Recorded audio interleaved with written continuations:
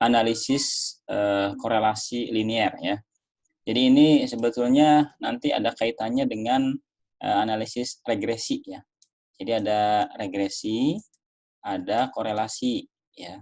Nah, bedanya kalau korelasi ini lebih menitik beratkan kepada hubungan antar dua variabel ya. Jadi misalkan ada variabel X dengan variabel Y ya. Nah, ini kita akan mencari hubungannya ya. Hubungan itu biasanya adalah hubungan apakah X ini mempengaruhi Y gitu ya.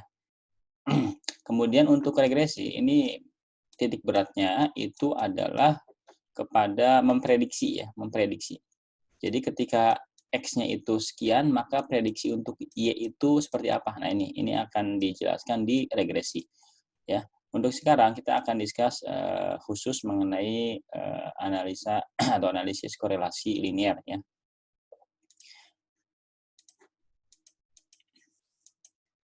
Nah, secara definisi analisis korelasi itu dalam bahasa Indonesia itu adalah hubungan ya, korelasi. Ya, hubungan. Oleh karena itu, analisis korelasi digunakan untuk mengukur keeratan hubungan antar variabel-variabel. Contoh misalkan tadi variabel X dengan variabel Y gitu ya. Paling tidak ada dua variabel ya tentunya.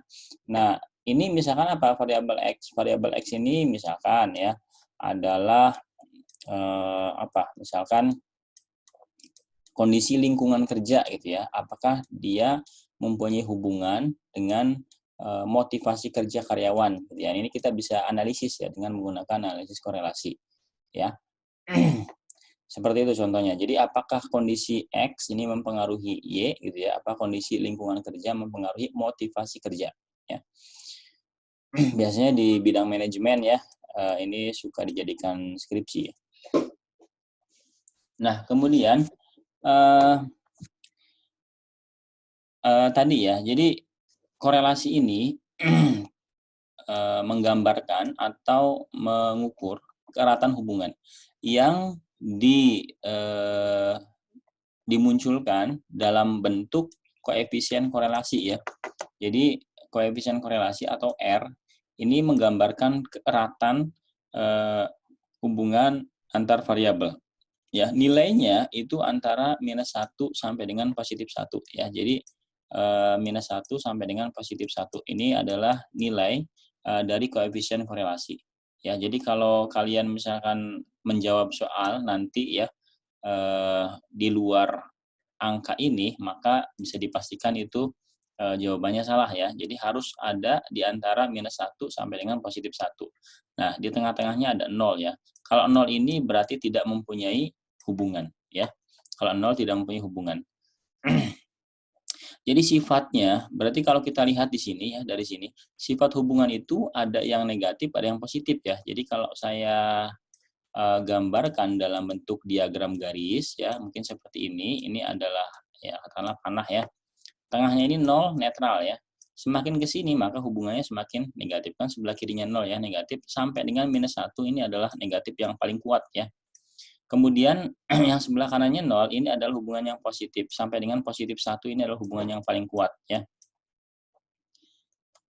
Kemudian apa sih negatif positif itu? Hubungan yang bersifat negatif itu adalah atau yang positif ya, saya jelaskan positif dulu.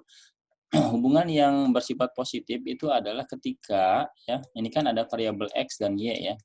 Ketika variabel X-nya naik, maka variabel Y-nya juga ikut naik ya. Ini ini merupakan hubungan yang positif. Begitupun ketika X-nya turun, maka Y-nya juga ikut turun. Nah, ini hubungan yang positif juga ya. Kalau yang negatif gimana? Yang negatif itu yang berlawanan arah ya. Ketika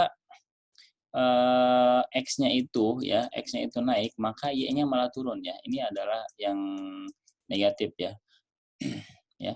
Atau sebaliknya ketika X-nya turun maka Y-nya naik. Ya, ini merupakan juga hubungan yang bersifat negatif gitu ya. Ini mungkin kalau diverbalkan 0 itu netral ya, semakin ke sini mungkin sampai dengan 0, katakanlah 0,3 ya, ini merupakan hubungan yang negatif lemah ya. 0,3 sampai 0,7 ini cukup kuat ya. 0,8 sampai dengan ya minus, ya ini minus ya. Minus 1 ini hubungan yang kuat gitu ya. Ini kalau diperbalkan. Begitupun untuk yang positif ya. Jadi skalanya kalau digambarkan dalam bentuk tabel mungkin seperti ini ya. Tadi kalau yang 0,1 sampai dengan 0,3 ini hubungan yang lemah ya. 0,4 sampai dengan 0,7 ini sedang atau cukup ya, cukup kuat. 0,7 sampai dengan 1 ini merupakan hubungan yang kuat gitu ya. Ini kalau diverbalkan. Ya. Jadi pada prinsipnya ini koefisien korelasi itu sifatnya seperti ini. Ya, kemudian ada istilahnya variabel bebas atau independen dan variabel terikat. Nah, seperti tadi nih ya, X dengan Y ini variabel bebas, ini variabel terikat. Artinya apa? Y ini tidak akan muncul kalau X-nya itu ada gitu ya. Y ini tidak akan muncul ketika X-nya itu tidak tidak ada gitu ya. Jadi X ini bisa ada ketika Y ini bisa ada ketika X-nya ada. Ya, ini merupakan variabel bebas, variabel terikatnya ini ya. Gitu ya. Kemudian ada koefisien determinasi, ya ini tinggal R, nanti R-nya atau koefisien korelasinya ini dikuadratkan. Ya ini namanya koefisien determinasi ya. Itu adalah untuk melihat sejauh mana pengaruh ya. Jadi kalau koefisien determinasi itu sejauh mana pengaruh antara X terhadap Y-nya ya. Kalau tadi kan kalau hanya R ini adalah seberapa kuat hubungan, tapi kalau R kuadrat itu seberapa besar pengaruhnya ya variabel X terhadap variabel Y gitu. Nah, untuk rumusnya seperti apa sih? Rumus untuk mencari koefisien korelasi itu adalah ini rumusnya ya, ini rumusnya. Jadi ketika tadi misalkan kita pengen melihat X, Y ya, X terhadap Y. Nah, ini rumusnya adalah ini ya. R atau koefisien korelasi itu sama dengan N-nya. N itu adalah banyaknya pasangan data ya. Dikalikan sigma X Y, sigma X dikalikan sigma Y-nya ya. Nanti dikali kemudian di total ya. Dikurangi sigma X ya, I ya, kemudian dikalikan dengan sigma Y. Akar N atau jumlah pasangan data dan seterusnya ya ini. Ini nanti akan dijelaskan di contoh soalnya. Nah, kemudian untuk hubungan atau kurva hubungan ya ini kalau digambarkan seperti ini ya. Jadi kalau yang positif itu ini ya, ya yang ini ya, yang positif, yang ini kurva ini. Kemudian yang negatif itu seperti ini ya. Jadi kalau positif itu trennya itu ke atas ya, linear atau kalau linear itu berarti garis ya. Garisnya itu membentuk pola ke atas. Nah, ini yang positif ya. Jadi ketika X-nya naik ya, maka Y-nya juga ikut naik. Ya, ini grafik positif ya. Nah, ini adalah grafik yang negatif ya. Jadi ketika X-nya panjang ya atau diperbesar, maka Y-nya turun ya. Nah, ini merupakan kurva yang negatif ya. Ini negatif, ini positif. Gitu ya. Jadi polanya ya, jadi ketika diplotkan antara data X dengan data Y-nya akan membentuk ini ke atas berarti positif ya. Tapi kalau ke bawah ini negatif ya. Ada juga yang seperti ini berarti bukan linear ya. Kalau yang cekung begini atau cembung ya, ini biasanya kuadratis ya. Jadi X-nya itu kuadrat ya atau berpangkat ya. Tapi kalau yang linear yang lurus ya. Kalau seperti ini tidak membentuk pola ya. Berarti artinya apa? Tidak mempunyai hubungan. No relationship ya. Nah, kemudian untuk contohnya seperti ini ya. Ini contohnya nih. Ya. Contohnya ini variabel X, variabel Y. Ini variabel independen, ini variabel dependennya. Pertanyaan apakah ada hubungan antara biaya promosi dengan hasil penjualan ya. Ini biaya promosinya, ini hasil penjualannya. Ini misalkan dalam miliar ya. Ketika si perusahaan mengeluarkan 2 miliar untuk biaya promosi, maka akan didapatkan 8 miliar ya keuntungannya atau hasil penjualannya ya. Ketika 4 miliar, maka 9 miliar. 2 miliar, 7 miliar. Ya, dibayar seperti itu. Jadi ini berpasangan. Datanya berpasangan. Ya, berpasangan.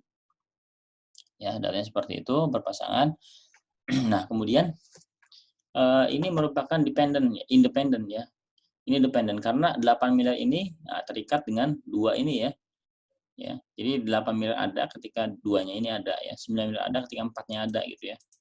Nah, seperti itu. Ini data kuantitatif ya. Tapi kalau yang tadi yang motivasi, lingkungan kerja dengan motivasi, maka kan data kualitatif itu bisa dibikin dengan kuesioner ya. Kalau ini kan biaya berarti dalam rupiah ya, hasil penjualan. Oke, ini gimana cara mencari R-nya? Nah, tinggal masukkan aja ke dalam rumus yang ini ya. Ini rumus yang tadi sama ya, saya kopikan lagi ke sini. Nah, N itu adalah jumlah banyaknya data. Jumlah pasangan data itu 2, 3, 4, 5, 6, 7 ya, ada 7. Kemudian sigma XI, YI, ya, ini tinggal dikalikan ya. 2 dikalikan 8, ya, berapa? Kemudian 4 kalikan 9, ini berapa? 2 dikalikan 7 berapa? Dan seterusnya, nanti di total hasil perkaliannya. Nah, ini berapa sigma XI, YI ya. Nah, ini tinggal dicari di sini ya. Kemudian dikurangi sigma XI, berarti ini ya. Ini di total. Berapa, gitu ya. Kemudian ini sigma YI, berarti YI ini kan, ini di total. Berapa, gitu ya. Nanti ada di sini. Gitu ya. Nah, kemudian ini akar, ya. N, ini kurung gede ya. N7 tadi ya. N7, kemudian XI kuadrat. Nah, berarti ini dikuadratkan dulu ya. 2 kuadrat, 4 kuadrat, 2 kuadrat, 3 kuadrat, dan seterusnya. Nanti hasil kuadratnya ini di total, gitu ya. Hanya ada di sini. 7 kali itu ya. Ini ada di sini ya. Kemudian dikurangi ini tadi ya, sama dengan ini ya. Nah, ini. Cuman dikuadratkan ya. Ini sama dengan yang di atas. Nanti dikuadratkan gitu ya. Ini oke untuk X-nya. Nah, dikali ya, ini dikali ya. Kurung besar ya. Kali 7, N7, oke.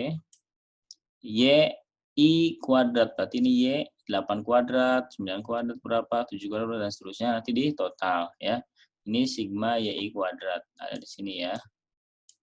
Nah, ini sigma YI kuadrat ya di sini. Dikurangi ya. Kurangi YI, berarti ini ya, sama ya. YI yang itu dikuadratkan. Dah gitu ya, nanti tinggal dihitung. Nah, ini berapa? Ya. Ya, saya sudah mendapatkan hitungannya ya, coba nanti dicek lagi ya. Ini 0,8. 0,8 sekian ya. Nah, kalau kita lihat hubungan 0,8 ini berarti hubungannya cukup kuat ya. Kuat ya termasuknya ya. Termasuknya kuat. Hubungan yang kuat antara apa? Biaya promosi dengan hasil penjualan.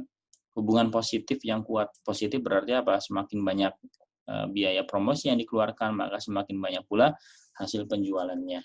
Nah, kira-kira gitu ya. Ini untuk korelasi linear sederhana. Ya. Jadi kalau sederhana itu berarti hanya melibatkan dua variabel ya, X dan Y. Satu variabel independen dengan satu variabel dependen. Ya, ini adalah korelasi sederhana ya. Seperti itu. Nah, ada korelasi yang berganda. Nah, berganda ini lebih kompleks ya daripada yang sederhana.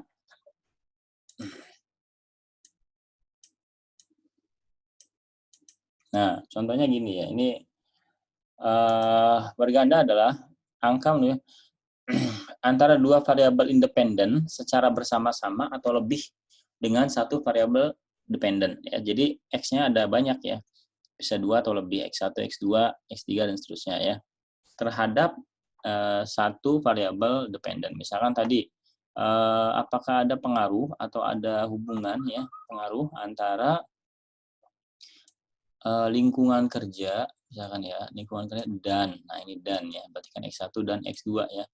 Lingkungan dan, dan katakanlah keramahan atasan gitu ya, terhadap motivasi kerja gitu ya. Kalau mau lebih menantang lagi ya berarti tambah lagi aja ininya koefisien variabelnya ya, variabel bebasnya. Ini bisa jadi skripsi ya. Oke. Nah, seperti ini ada X1, X2 ya terhadap Y. Nah, ini secara simultan tuh artinya apa? Secara bersama-sama ya. Jadi tidak parsial-parsial ya. Tidak X1 terhadap Y, X2 terhadap Y, tapi secara bersama-sama. Ini digabung ya, X1, X2 terhadap Y. Oke. Nah, itu seperti apa? Nah, ini rumusnya ini ya. Ini rumusnya. Ini merupakan R gabungannya ya, R gabungannya. Ini kan tadi kan ada X1 ya, X2 terhadap Y gitu ya. Terhadap Y ya. Nah, nanti digabung seperti ini ya. R itu koefisien korelasi untuk X1, X2 terhadap Y ya. Ini cara bahasanya gitu ya. X1 dan X2 terhadap Y adalah apa? Nah, ini tetap dicari parsial-parsialnya ya. Adalah akar dari korelasi koefisien korelasi dikuadratkan dari apa? X1 terhadap Y ya. Jadi X1 terhadap Y. Cara bacanya dari sini dulu ya, X1 terhadap Y. Berarti gini, ini dicari dulu secara parsial ya terhadap Y dengan menggunakan rumus yang mana? Yang tadi sama ya, yang di awal tadi. Nah, nanti ini didapatkan kan R ya, didapatkan R ya. Katakanlah R1 ya. Nah, nanti R atau R YX1 ya. YX1 kan gitu. Ya.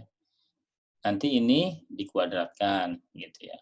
Kemudian ini ditambah R kuadrat ya, R X2 Y kuadrat. Berarti X2 ini ya terhadap Y. Nah, nanti ini ada R namanya R YX2.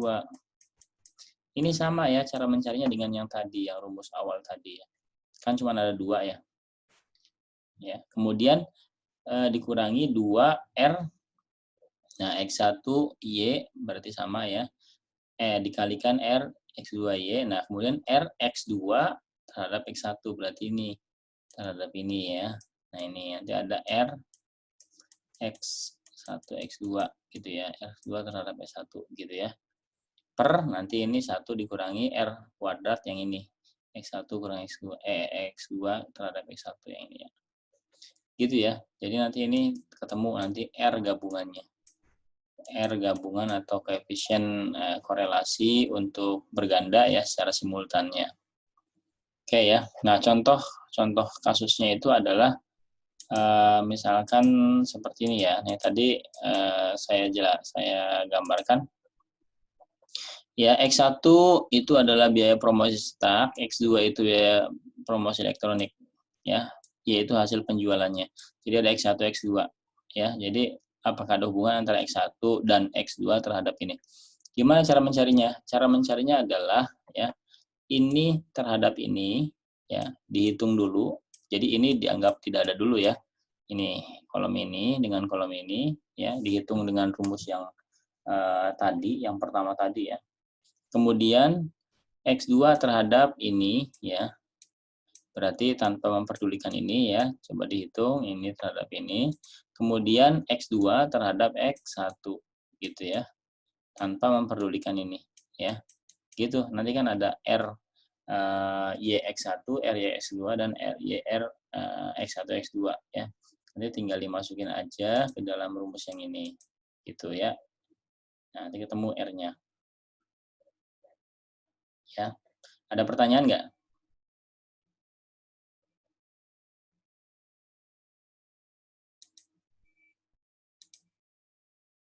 Halo?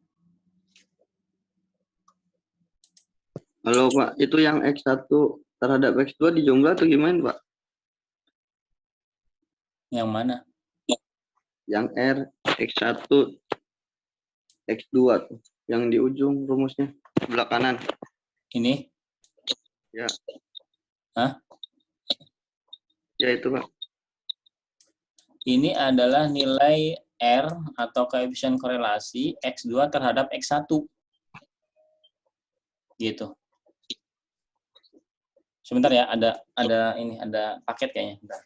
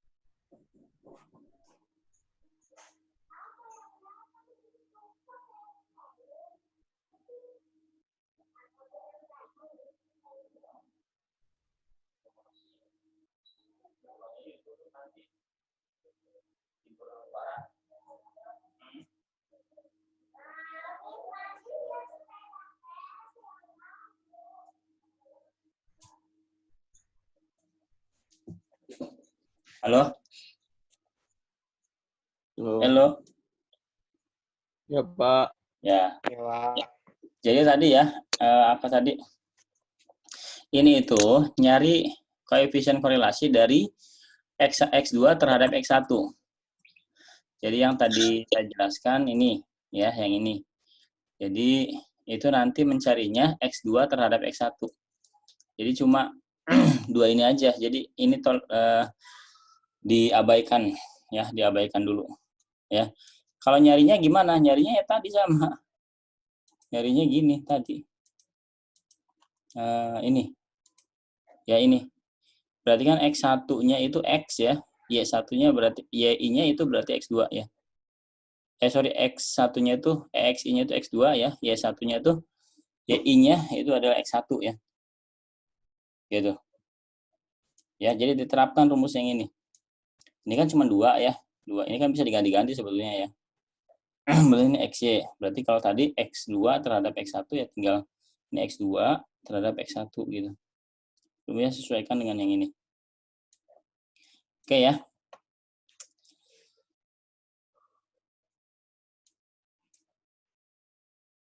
Halo? Halo, Oke, Pak. Ya, paham nggak?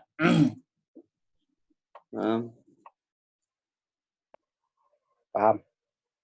Ya. Oke. Kemudian, nah untuk nanti kalau misalkan itu bisa dilihat lagi di videonya ya. Ini saya masukkan ke e-learning videonya. Nah untuk berganda ya. Untuk berganda ini harus diuji ya.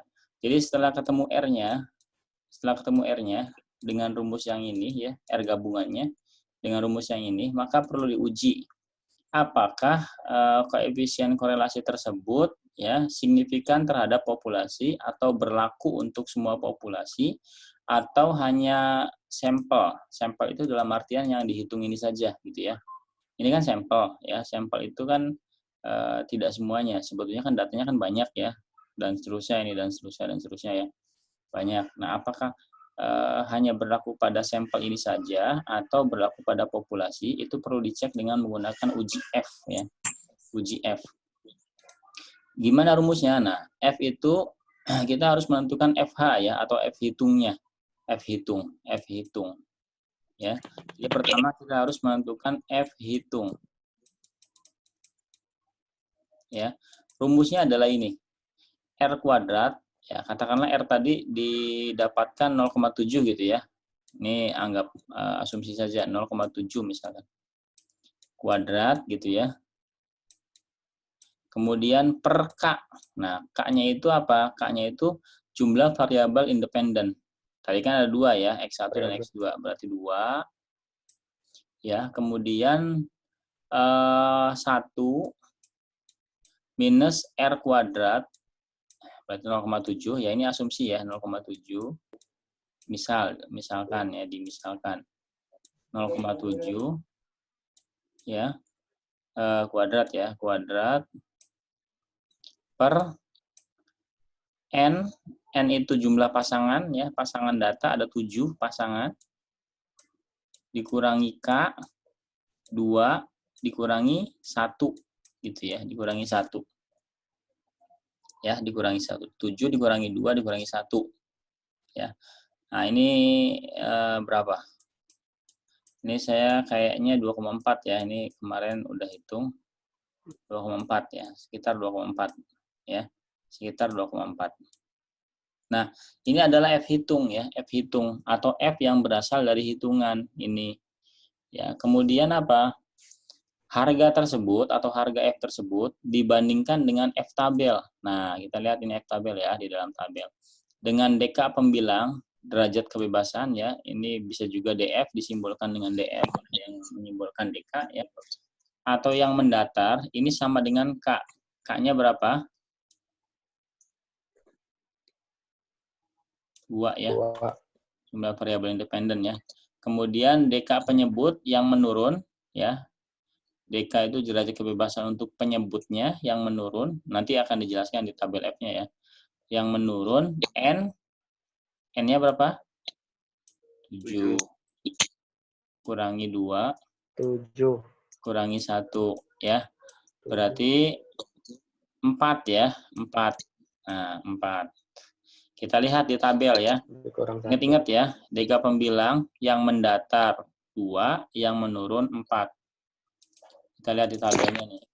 Nah, ini anggaplah kita asumsikan alfanya 0,1 ya. 0,1 ini tergantung kepada kita keyakinan kita terhadap data ya. Kalau misalkan bisa yakin datanya itu ketat ya, maka ya ini bisa dikurangi ya menjadi 0,01 gitu ya dan seterusnya. Nah, ini tabel F untuk yang 0,1 ini asumsi kita alfanya 0,1 ya. DK mendatar atau pembilang 2 ya. DK untuk penyebut 4. Nah, ini nilai F tabelnya ya, nilai F tabelnya 4,32. Nilai F tabelnya 4,32 ya. Nilai F tabelnya 4,32. Kembali lagi ke sini ya, nilai F tabelnya 4,32. Ini F hitung, F tabel 4,32. Nah, setelah itu apa? Setelah ketemu F hitung dan F tabelnya, maka selanjutnya adalah jika F hitung lebih besar dari F tabel, F hitung lebih besar dari F tabel, maka koefisien korelasi ganda yang ditemukan adalah signifikan. Berarti kalau tidak atau kebalikannya, jika F hitung lebih kecil daripada F tabel, maka tidak signifikan. Nah, di sini coba kita lihat kenyataannya. F hitung lebih kecil daripada F tabel. Artinya apa? Tidak signifikan. Ya. Jadi karena F hitung lebih kecil daripada F tabel, maka tidak signifikan. Artinya apa? Tidak berlaku untuk populasi ya, atau tidak berlaku untuk populasi. Jadi maksudnya gimana? Oh, 0,7 ini cukup kuat ya ikatannya, tapi khusus untuk sampel yang dihitung saja ya, tidak menggambarkan populasi semuanya ya, tidak menggambarkan populasi semuanya. Kira-kira gitu ya, paham nggak?